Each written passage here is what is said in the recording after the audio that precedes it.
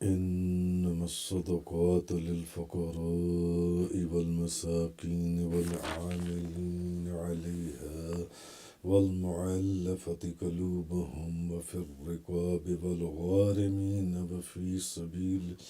وابن السبيل فريضة من الله والله عليم حكيم.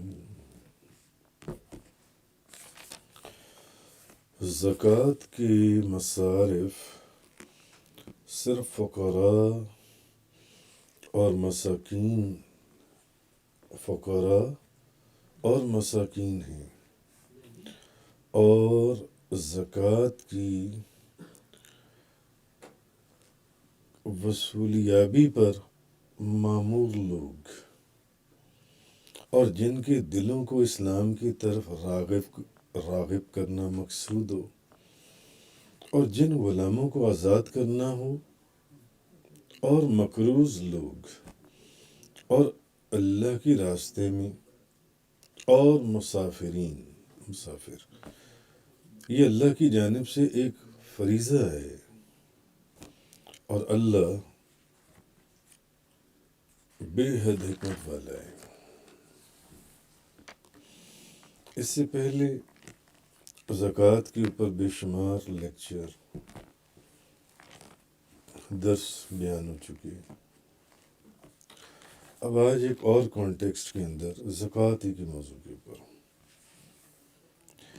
اب پچھلی آیات میں آپ پڑھ رہے تھے کہ جو کل کے درس میں تھا کہ منافق جو ہیں وہ زکوٰۃ اور صدقات کی تقسیم میں نبی پاک صلی اللہ علیہ وسلم کے اوپر اعتراض کرتے تھے، اور اس میں سے ایک شخص نے تو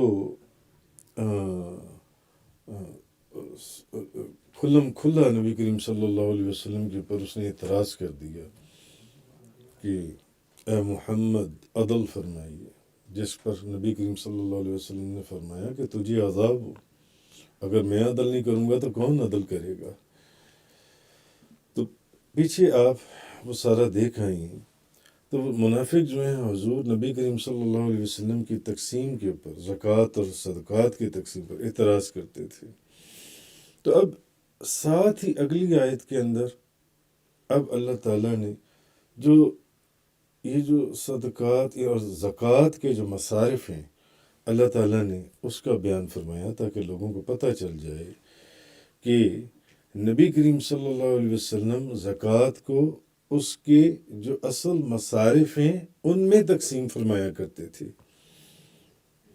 اور اس میں نبی کریم صلی اللہ علیہ وسلم تو اس لیے نبی پاک صلی اللہ علیہ وسلم زکوٰۃ کو اپنے نفس کے لیے اس میں سے کوئی چیز نہیں رکھتے تھے، تو زکوٰۃ کی تقسیم کے اوپر نبی پاک صلی اللہ علیہ وسلم کے اوپر جو لوگ اعتراض کرتے تھے اس کی کوئی حیثیت ہی نہیں ہے۔ تو زکوٰۃ کے اوپر بڑی تفصیل سے پہلے بھی 2-3 درس ان کا تفصیل سے ذکر ہوا۔ آج ایک اور کانٹیکسٹ کے اندر جو علماء اور مفسرین نے بیان کیا، تو امام محمد غزالی انہوں نے زکوٰۃ کے کچھ اسرار اور فوائد بھی بیان کیے ہیں۔ وہ فرماتے ہیں کہ جب کلمہ شہادت پڑھ لیتا ہے، جب کلمہ شہادت پڑھ لیتا ہے تو گویا وہ یہ دعویٰ کرتا ہے کہ وہ سب سے زیادہ اللہ سے محبت کرتا ہے۔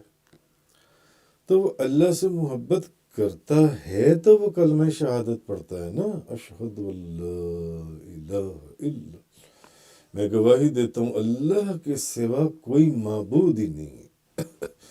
تو جب انسان کلمہ شہادت پڑھ لیتا ہے تو یہ اس کا دعویٰ ہے کہ وہ سب سے زیادہ محبت اللہ سے کرتا ہے۔ اور ویسے بھی سورۃ البقرہ کی آیت نمبر 165 کی تفسیر میں آپ لوگ پڑھ رہے ہیں کہ جو لوگ ایمان لائے وہ سب سے زیادہ اللہ ہی سے محبت کرتے ہیں۔ تو لہٰذا جو انسان کلمہ شہادت پڑھ لیتا ہے گویا کہ یہ اس کا کلمہ شہادت پڑھنا اس کا ایک دعویٰ ہے کہ وہ اللہ سے سب سے زیادہ محبت کرتا ہے۔ اور قرآن کی دوسری جگہ کہہ رہی ہے اور جو لوگ ایمان لائے وہ سب سے زیادہ اللہ سے محبت کرتے ہیں۔ تو تو یعنی مومن جو ہے وہ اپنی جان اور اپنے مال سے زیادہ اللہ تعالیٰ سے محبت کرتا ہے.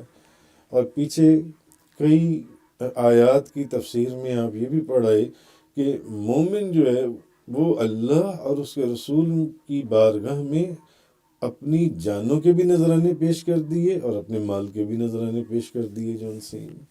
تو مومن اپنی جان بھی اور اپنی مال کے حساب سے بھی اللہ سے، اللہ کے رسول سے سب سے زیادہ محبت کرتا ہے.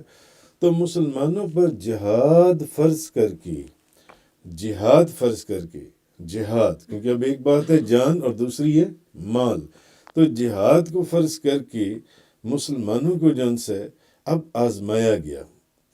کس سے؟ ان کی جان سے، کہ بھئی اپنی جان کے اللہ سے سب سے زیادہ محبت ہے. اور زکوٰۃ کو فرض کر کے ان کو ان کے مال کے ضمن میں آزمایا گیا. جہاد کو فرض کر کے ان کو ان کی جان کے ضمن میں آزمایا گیا، اور زکوٰۃ کو فرض کر کے ان کو ان کے مال کے ضمن میں آزمایا گیا.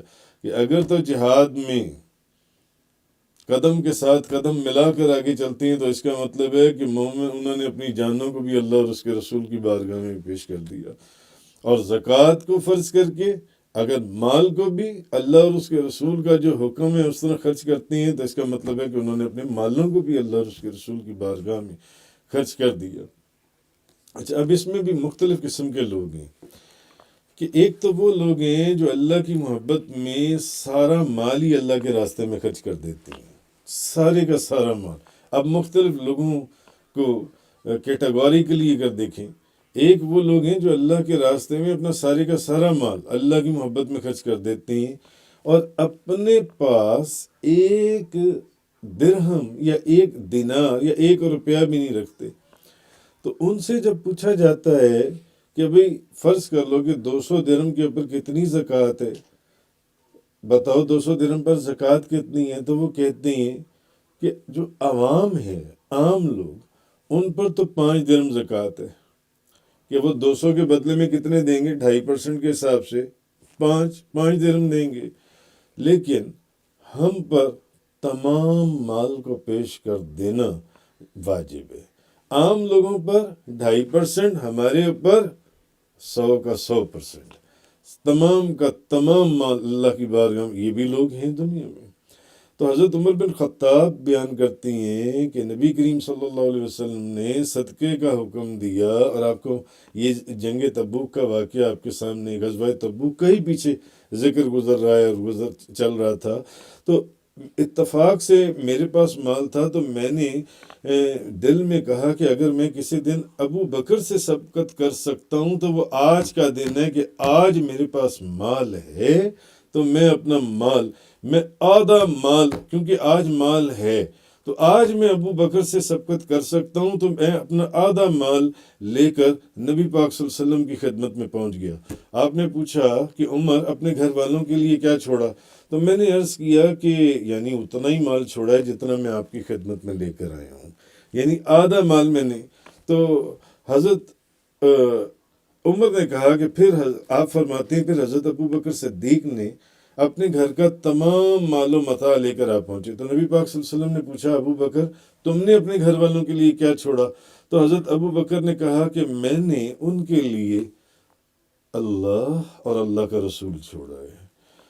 تب میں نے دل میں سوچا، حضرت عمر فرماتے ہیں، اب یہ سنن ابو داؤد، سنن ترمذی، مستدرک حاکم، سنن بہقی، بے شمار مشکات شریف کی احادیث مبارکہ ہیں جس سے یہ جو میں آپ کی بات سنا رہا ہوں.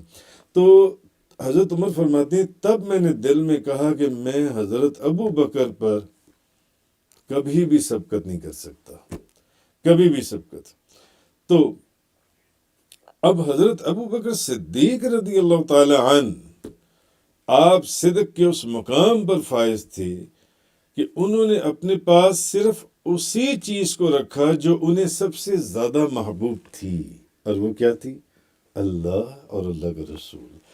اس کے علاوہ انہوں نے اپنا جتنا مال تھا وہ اللہ کے رسول کے قدموں میں لا کے ڈال دیا. اسی لیے بی بی عائشہ صدیقہ ایک روایت میں فرماتی ہیں نا کہ جب میرے والد نبی کریم صلی اللہ علیہ وسلم کی بیعت ہوئے تھے ان کے پاس 40,000 دینار تھے. جس دن وہ حضور کی غلامی میں داخل ہوئے تو 40,000 دینار انہوں نے نبی کریم صلی اللہ علیہ وسلم کے قدموں کے اوپر سے قربان کر دیا. اور پھر یہ والا موقع جو بے شمار ایسے موقع آئے جن سے. تو حضرت ابو بکر ایک تو وہ لوگ ہیں، اور اولیاء کرام اولیاء عظام کے اندر بے شمار ایسے واقعات ملتے ہیں جنہوں نے اپنا تمام کا تمام مال اللہ کے رسول یا اپنے اپنے شیخ ان کی خدمت میں مختلف مواقع انہوں نے سارا پیش کر دیا. یہ وہ لوگ ہیں. تو حضرت ابو بکر صدیق رضی اللہ تعالی عنہ اس مقام کے اوپر فائز تھے جن سے کہ جو اللہ کی محبت میں سارے کا سارا مال خرچ کرنے والے تھے، کہ ادھر اللہ کے محبوب کی زبان سے لفظ نکلے اور ادھر سارا کچھ پیش کر دیا جن سے اجل صحابہ کرام بھی اس مقام کے اوپر نہیں پہنچ سکی. اچھا دوسرا درجہ، ابھی دوسرا درجہ، دوسرے کون لوگ ہیں جن سے؟ دوسرا جن سے لوگ ہیں ان کا درجہ ذرا ان سے کم ہے. یہ وہ لوگ ہیں کہ یہ اپنے پاس مال کو بچا کر رکھتے ہیں، یہ اپنے پاس کچھ نہ کچھ مال رکھتے ہیں، یہ مال جمع کر کے رکھتے ہیں تاکہ ضروریات کے موقع پر کام آئے. اور مگر یہ وہ لوگ ہیں کہ جب نیک کاموں میں خرچ کرنے کا موقع آتا ہے تو وہاں پر پیچھے نہیں ہٹتے بلکہ خرچ کرتے ہیں. اسی لیے انہوں نے مال بچا کر رکھا ہوتا ہے یا مال جمع کر کے رکھا ہوتا ہے یا ایک سائٹ پر لاکر میں رکھا ہوتا ہے کہ جب مال کو خرچ کرنے کا موقع آئے نیک کاموں کے لیے، مسجد بنانی ہے، مدرسہ بنانا ہے، دین کے کاموں میں کتابیں پرنٹ کروانی ہے، کوئی اور کام کرنا ہے، وہ اس وقت کو ہاتھ سے جانے نہیں دیتے، وہ بے دریغ خرچ کرتے ہیں. مگر وہ لوگ، پہلے ان لوگوں کا ذکر ہوا جو اپنے پاس ایک دینار بھی نہیں چھوڑتے. یہ سب سے بڑا درجہ. اب یہ وہ لوگ ہیں جو اپنے پاس مال جمع کرتے ہیں، رکھتے ہیں، مگر نیک کاموں کے لیے اور ان نیک کاموں کے اندر وہ خرچ کرتے ہیں. تو بس وہ مال کو اس لیے جمع کر کے رکھتے ہیں تاکہ ضرورت کے وقت جن سے اس کو خرچ کر سکیں، نہ کہ عیش اور دکھاوا اور تکبر اور غرور اس کے لیے جن سے وہ خرچ کرنے کے لیے وہ اس کو اپنے پاس جمع کرتے ہیں. تو یہ لوگ صرف جون سے زکوٰۃ کی مقدار پر صرف ڈپینڈ نہیں کرتے کہ بھئی اتنی زکوٰۃ ہے اتنی نہیں. جہاں کوئی نیکی کا موقع آتا ہے یہ نہیں دیکھتے، بس یہ خرچ کر دیتے ہیں، یہ اللہ اور اس کے رسول کی بارگاہ میں پیش کر دیتے ہیں. جون سے قرآن سورۃ البقرہ کے اندر بھی ہے. اور مال سے محبت کے باوجود طبعی محبت، طبیعت کے مطابق جو ہے، تو اللہ کی محبت میں اپنا مال یہ رشتہ داروں، یتیموں، مسکینوں، مسافروں، سوال کرنے والوں، غلاموں، نماز تو کرانے کے لیے یہ لوگ دیتے ہیں اور نماز قائم کریں اور زکوٰۃ ادا کریں. یہ جن سے لوگ ہیں. اب ایک پہلا درجہ تھا جو پیچھے ایک بھی دینار نہیں رکھتے، اور یہ دوسرا درجہ ذرا اس سے نیچے ہے. یہ وہ لوگ ہیں جو جمع کرتے ہیں مگر نیکی کے کاموں میں یہ نہیں دیکھتے کہ اب رکھنا ہے یا نہیں رکھنا ہے، یہ خرچ کرتے ہیں جو ان سے. اور تیسرا درجہ ان لوگوں کا ہے جو صرف جو مقدار واجب، جو ان کے اوپر مقدار واجب کی گئی ہے اس کو ہی ادا کرنے کے اوپر وہ صرف اختصار کر لیتے ہیں. مثلا ان کے اوپر جتنی زکوٰۃ فرض ہے وہ صرف اتنی ہی ادا کرتے ہیں، اس سے زیادہ نہ اس سے کم. یعنی جو اللہ نے حکم دیا ہے کہ یہ زکوٰۃ نکال دو، اتنی زکوٰۃ، وہ اتنی زکوٰۃ نکال دیتے ہیں. یہ بھی نیک لوگ، مگر ان کا درجہ اب ان سے بھی نیچے ہے. سب سے پہلے ان کا درجہ، اس کے بعد جن کا، اب یہ تیسرا درجہ ہے نیچے جو ان سے، یہ اس سے بھی نیچے درجہ. مگر یہ بھی اللہ کے حکم کے اوپر پورا عمل کام کرتے ہیں کہ جتنی زکوٰۃ ان کے اوپر فرض ہے، اگر ان کے پاس کروڑ روپیہ ہے تو 2.5 لاکھ روپیہ وہ زکوٰۃ کا نکال دیتے ہیں. 2 کروڑ ہے تو 5 لاکھ روپیہ زکوٰۃ کا وہ نکال دیتے ہیں اللہ کے حکم کے اوپر. مگر یہ درجہ ان لوگوں کی بنسبت جن سے ان کے مقابلے میں تو یہ، اور مگر یہ سب سے کم مرتبہ ہے اور یہ عام لوگوں کا یہی طریقہ ہے. کیونکہ ان کی مال کی طرف ان کی توجہ ہوتی ہے، مال کی طرف وہ نہیں چاہتے کہ مال جو ان سے زیادہ خرچ کریں جو ان سے، اور آخرت کے ساتھ ان کی وہ محبت نہیں ہے جو ان دو درجے والوں کی ہے جو ان سے. تو بہرحال زکوٰۃ ادا کرنے کے جو بے شمار فائدوں میں سے ایک فائدہ یہ ہے کہ زکوٰۃ ادا کر انسان اللہ کی نعمت کا شکر ادا کرتا ہے، کیونکہ اللہ تعالیٰ نے اس کو اس کے بدن کی بھی نعمت عطا فرمائی ہے اور مال کی بھی نعمت عطا فرمائی ہے اللہ تعالیٰ نے. تو عبادتیں کر کے جو عبادات وہ کرتا ہے، نماز، روزہ، حج، زکوٰۃ، وہ بدن کی نعمت کا شکر ادا کرتا ہے، اور زکوٰۃ ادا کر کے جو خدا نے اس کو مال دی ہے وہ اس کی مال کی نعمت کا شکر ادا کرتا ہے. تو اللہ تعالیٰ نے حکمتیں اس میں بے شمار ہیں کہ اللہ تعالیٰ نے غنی کو بہت مال دیا، غنی کو بہت مال دیا، اور فقیر کو مال نہیں دیا. غنی کو اللہ نے مال دیا ہے، فقیر کو اللہ نے مال نہیں دیا، اس لیے وہ فقیر ہے. اور غنی اس لیے کہ اس کو اللہ نے مال دیا، اور فقیر کو اللہ نے مال نہیں دیا. تو مگر اللہ تعالیٰ نے غنی کو اس بات کا مکلف کیا ہے کہ وہ فقیر کو زکوٰۃ ادا کرے. اللہ نے غنی کو اس بات کا مکلف کیا کہ غنی جو ہے وہ فقیر کو زکوٰۃ ادا کرے، اور فقیر کا غنی پر احسان ہے کہ وہ اس سے زکوٰۃ قبول کر کے اس کو دوزخ کے عذاب سے چھڑانے میں اس کی مدد کرے. یہ حکمتیں ہیں کہ اللہ تعالیٰ نے غنی کو اب مال تو دونوں کو اللہ نے دیا ہے نا، غنی کو بھی اور فقیر کو بھی. اب فقیر کو اتنا مال دی یعنی کہ وہ فقیر ہے، اور غنی کو اتنا مال دیا کہ وہ غنی ہے جو. تو اب مگر غنی کو اس بات کا مکلف کیا ہے کہ وہ فقیر کو زکوٰۃ دے. تو فقیر کا غنی کے اوپر یہ احسان ہے کہ وہ غنی سے زکوٰۃ کو قبول کرے اور اس کو دوزخ کے عذاب سے اس کو چھڑا لے، اس کی زکوٰۃ کو قبول کرے. تو غنی کا فقیر کو زکوٰۃ دینے کی وجہ سے اس کا دنیا پر احسان ہے.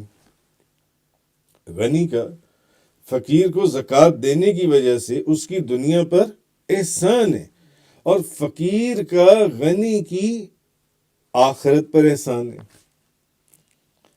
غنی کی آخرت پر احسان ہے، اور آخرت کا جو احسان ہے وہ دنیاوی احسان سے بہت بڑا ہے. اچھا، اللہ تعالیٰ نے فقیر کو اس بات کا مکلف نہیں کیا کہ وہ غنی کے پاس جا کر اس سے زکوٰۃ مانگے، بلکہ غنی کو اس بات کا مکلف کیا کہ وہ فقیر کے پاس جا کر اس کو زکوٰۃ دے، اس کو زکوٰۃ دے. تو فقیر جو ہے وہ اپنی دنیا میں غنی کا محتاج ہے. فقیر اپنی دنیا میں غنی کا محتاج ہے، اور غنی آخرت کے لیے فقیر کا محتاج ہے. یہ حکمتیں بزرگوں نے لکھی. بہرحال فقیر جو ہے، جس شخص کے پاس مال ہی نہ ہو، جس کے پاس مال جمع نہ ہو، اور فقہی اصطلاح میں جو فقیر 200 درہم یعنی 52.5 تولہ 52.5 تولہ چاندی کا مالک جون سے وہ نہ ہو، اس کو فقیر کہا جاتا ہے، اور وہ مستحق زکوٰۃ. تو احناف کے نزدیک فقہا کی فقیر کا جن سے وہ یہی مطلب ہے. اور مسکین، اب پہلا اس آیت کے اندر کن کا ذکر آیا؟ فقراء کا. دوسرا کس کا آیا؟ مسکینوں کا. مسکین کا معنی ہے جس کے پاس کوئی چیز نہ ہو، اور یہ فقیر سے بھی زیادہ تنگ دست ہوتا ہے مسکین جو ہے. اس کی آگے مفسرین نے بڑی تفصیل لکھی ہے، اور اس میں علماء کا اختلاف بھی لکھا ہے.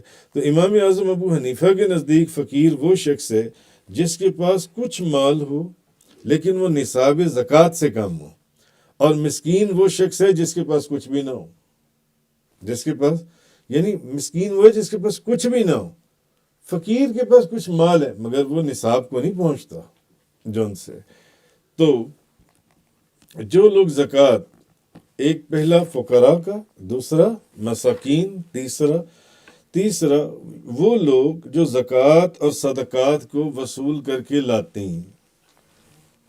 مدرسوں کے اندر ڈیوٹیز لگنی، جو کہ زکوٰۃ جون سی ہے، زکوٰۃ کے فنڈز اکٹھے کر کے لائیں. تو جو لوگ زکوٰۃ کو اکٹھا کر کے لاتے ہیں تو ان کو ان کی محنت اور مشقت کے مطابق مال زکوٰۃ سے اجرت دی جاتی ہے. مگر اس کے اندر پھر مختلف تفاصیر ہیں کہ وہ اجرت اتنی نہیں ہونی چاہیے کہ وہ زکوٰۃ کی وصول کردہ تمام رقم یا اس کے نصف پر محیط ہو جن سے. نہیں، ایسا نہیں ہے. تو اور اگر وہ جو زکوٰۃ اکٹھی جو کرنے کے لیے لوگ جو زکوٰۃ اکٹھی کرنے کے لیے گئے ہیں، اس مشن کے اندر کوئی شخص ذاتی طور پر ان کو کوئی ہدیہ اور تحفہ دے تو وہ ان کے لیے لینا جائز نہیں ہے۔ وہ اس تحفے یا ہدیے کو بھی وہ جو زکوٰۃ اکٹھی کرنے گئی ہیں اس زکوٰۃ کی رقم میں شامل کر کے جمع کروائیں گے۔ حضرت ابو حمید سعدی رضی اللہ تعالیٰ عنہ بیان کرتے ہیں کہ نبی کریم صلی اللہ علیہ وسلم نے بنو سلیم کے صدقات وصول کرنے کا یعنی کسی کو عامل بنایا، تو جب وہ نبی پاک صلی اللہ علیہ وسلم کے پاس آیا تو نبی پاک صلی اللہ علیہ وسلم نے کسی کو بھیجا نا کہ زکوٰۃ کی رقم اکٹھی کر کے لے کر آؤ فلاں فلاں جگہ سے۔ اب وہ جب آیا نبی پاک صلی اللہ علیہ وسلم کے پاس تو نبی پاک صلی اللہ علیہ وسلم نے اس سے حساب لیا کہ بھی بتاؤ کیا زکوٰۃ لے کر آئی ہو؟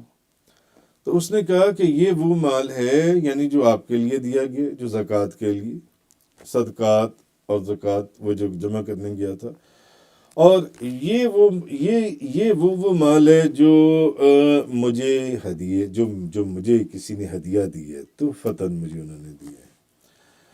نبی کریم صلی اللہ علیہ وسلم نے جب یہ بات سنی تو آپ نے فرمایا کہ یہ مال تمہیں تحفے میں دیا گیا ہے اور یہ مال زکوٰۃ اور صدقات کے لیے تمہیں دیا گیا ہے۔ نبی پاک صلی اللہ علیہ وسلم نے فرمایا کہ تو اپنی ماں کے گھر بیٹھ جاتا، اپنے باپ کے گھر بیٹھ جاتا، پھر دیکھتا نا کہ کوئی تجھے تحفہ دیتا یا ہدیہ دیتا۔ جنہوں نے تحفے اور ہدیے دیے ہیں وہ دیکھ رہے ہیں کہ بھیجنے والا کون ہے، بھیجا کس نے ہے تجھے، وہ اس لیے تجھے تحفے اور ہدیے مل رہے ہیں جن سے، یا اس میں کچھ اور بھی وجوہات ہیں کہ اس وجہ سے تحفے اور ہدیے دیے گئے ہیں جن سے۔ تو نبی کریم صلی اللہ علیہ وسلم نے فرمایا کہ تم اپنی ماں، اپنے باپ یا اپنی ماں کے گھر میں کیوں نہ بیٹھے رہے، پھر تمہارے پاس ہدیے آتے نا، اگر تم سچے ہو پھر دیکھتے اپنی ماں کے گھر جا کر بیٹھ جاؤ نا، پھر دیکھو وہاں تمہیں کون ہدیہ دے کے جاتا ہے، اپنے باپ کے گھر جا کر بیٹھ جاؤ، دیکھو وہاں تمہیں کون تحفہ دے کے جاتا ہے۔ تو اس کا مطلب ہے کہ یہاں اگر تمہیں کوئی تحفہ یا ہدیہ دے کے جا رہا ہے تو وہ تمہیں نہیں دے کے جا رہا، وہ اللہ اور اس کے رسول کو دے کے جا رہا ہے جہاں تم بیٹھے ہوئے، جنہوں نے تمہیں اس مقام اور اس سیٹ کے اوپر بٹھایا ہے۔ تو پھر نبی کریم صلی اللہ علیہ وسلم نے کھڑی ہو کر خطبہ دیا اور اللہ کی حمد و ثنا کی بات فرمایا۔ یعنی اس حدیث میں آگے جا کر، یہ بخاری شریف کی حدیث ہے، حضور نے فرمایا اللہ کی قسم تم اس مال میں سے جو چیز بھی نہ حق لوگے، اللہ تعالیٰ قیامت کے دن اس چیز کو اس شخص کے اوپر لاد دے گا۔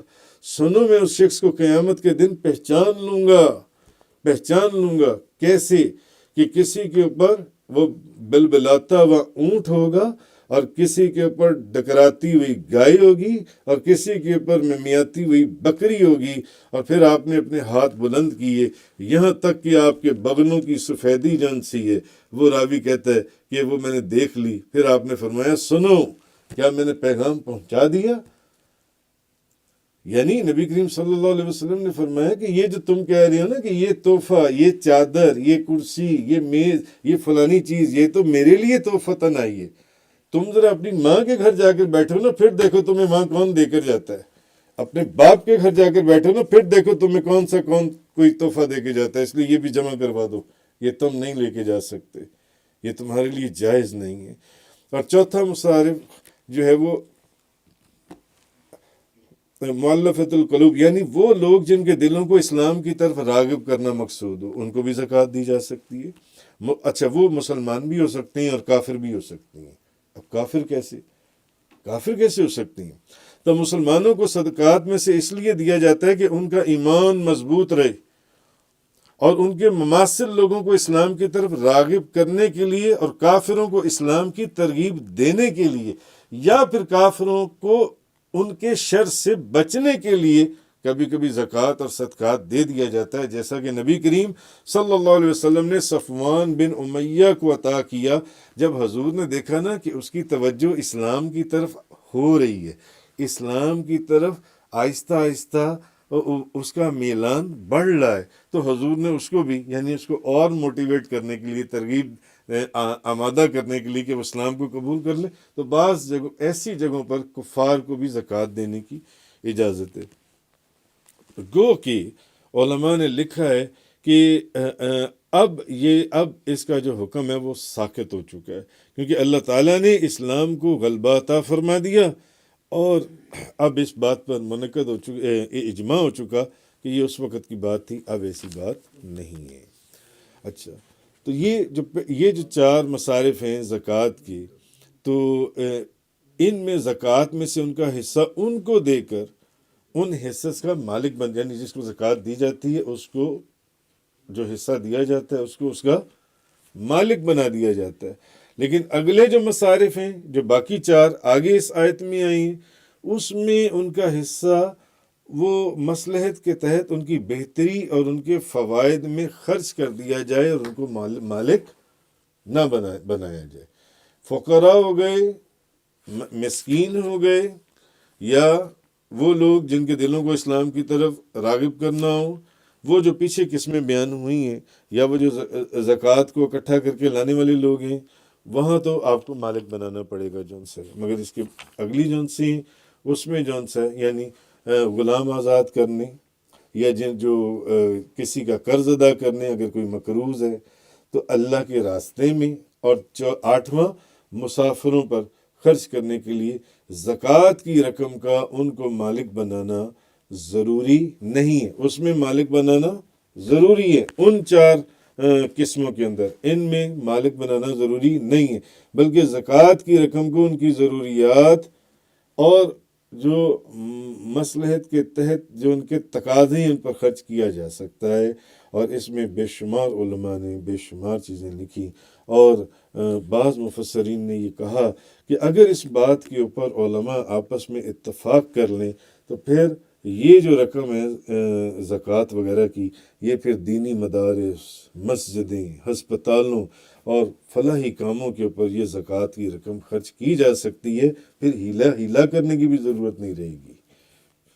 تو اس کے اوپر علماء کی ایک اپنی بحث ہے جون سی ہے۔ تو آگے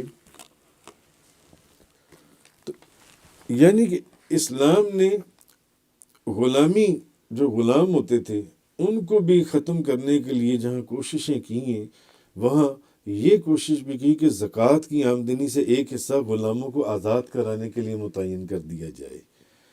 اسی طرح مسلمان جنگی قیدیوں کو رہا کرانے کے لیے یہ رقم خرچ کی جا سکتی ہے، جو جنگی قیدی ہیں۔ اس میں بعض مفسرین نے لکھا ہے کہ جب ایک مسلمان غلام کو اس کے مسلمان آقا کی غلامی سے آزاد کرانا عبادت ہے، ایک مسلمان غلام کو اس کے مسلمان آقا، اس کے مسلمان مالک کی غلامی سے آزاد کروانا عبادت ہے، مگر ہے کون؟ مسلمان غلام، اور اس کے لیے زکوٰۃ جائز ہے۔ تو پھر ایک مسلمان کو کافر کی غلامی سے رہائی دلانے کے لیے زکوٰۃ سے خرچ کرنا یہ اور بھی زیادہ ضروری ہے، یہ مفسرین نے لکھا ہے۔ اسی طرح وہ مقروض جن کے پاس قرض ادا کرنے کے لیے کچھ نہیں ہے، ان کی بھی زکوٰۃ کے جو فنڈز آتے ہیں اس میں سے ان کی بھی مدد کی جا سکتی ہے، لیکن اس کے اندر بھی کچھ کنڈیشنز ہیں جو علماء نے لگائی ہیں، تفاسیر کے اندر موجود ہیں، کہ مثلا کہ اس نے کسی بری نیت سے وہ قرض نہ لیا ہو، نہ کسی فضول خرچی کے لیے قرض لیا ہو، جو کنڈیشنز بھی لگائیں۔ اچھا، پھر وہ حج کرنے والے یا جہاد کرنے والے، ان کے پاس اگر زیادہ راہ نہ ہو اور اپنے افلاس کی وجہ سے وہ جنگی ساز و سامان مہیا نہ کر سکتے ہوں تو ان کی بھی مدد مال زکوٰۃ سے کی جا سکتی ہے۔ لیکن محققین یہ فرماتے ہیں کہ اللہ کے راستے میں اس سے مراد صرف دو قسم کے لوگ نہیں، بلکہ ہر وہ کام ہے جو مسلمانوں کے فائدے میں وہ فی سبیل اللہ وہ اس میں داخل ہے، بھلے وہ دینی مدرسے ہیں جس میں قرآن مجید کی تعلیم دی جاتی ہے، قرآن اور حدیث کی تعلیم دی جاتی ہے، اور دین کی تبلیغ کرنے والے اور دین کے اوپر تحقیق کرنے والے پیدا کیے جاتے ہیں اور بنائے جاتے ہیں، وہ سب سے بہترین جگہ ہے زکوٰۃ کے فنڈز وہاں پر خرچ کرنے کے لیے جن سے۔ پھر وہ مسافر جن کے، اگر کوئی ایسا مسافر ہے جس کا راستے میں زیادہ راہ ختم ہو گیا، اب اس میں یہ نہیں دیکھا جائے گا کہ وہ جو مسافر ایک سفر پہ تھا اس کا زیادہ راہ ختم ہو گیا کہ وہ صاحب نصاب بھی ہے یا نہیں ہے، کہ اس کو زکوٰۃ کے فنڈ سے کچھ دینا ہے یا نہیں دینا۔ وہ مسافر اگر اس کی یہ کیفیت ہے کہ اس کا زاد راہ ختم ہو گیا، بھلے وہ اپنے علاقے میں اپنے گھر کے اندر وہ دولت مندی کیوں نہ ہو، اس کی بھی وہاں راستے میں زکوٰۃ کے فنڈ سے مدد کی جا سکتی ہے، بشرطے کہ وہ سفر بھی، اس میں بھی کچھ کنڈیشنز ہیں کہ کسی گناہ کی نیت سے نہ ہو۔ تو اصل میں اللہ تبارک و تعالیٰ نے اس آیہ کریمہ کے اندر یہ فرمایا، یہ جو ان سے 8 مصارف ہیں کہ زکوٰۃ کے مصارف صرف فقراء، مساکین، زکوٰۃ کی وصولیابی پر معمور لوگ جن کے دلوں کو اسلام کی طرف راغب کرنا ہو، یا غلاموں کو آزاد کرنا، یا مقروض لوگ، یا اللہ کے راستے میں نکلنا، اس کے بے شمار چیزیں انہوں نے بیان کی، یا مسافر، تو یہ اللہ کی جانب سے ایک فریضہ ہے، اور اللہ بہت علم والا، بے حد حکمت والا ہے۔ انما الصدقات للفقراء والمساکین والعاملین علیہا والمؤلفۃ قلوبہم وفی الرقاب والغارمین وفی سبیل اللہ وابن السبیل فریضۃ من اللہ واللہ علیم حکیم۔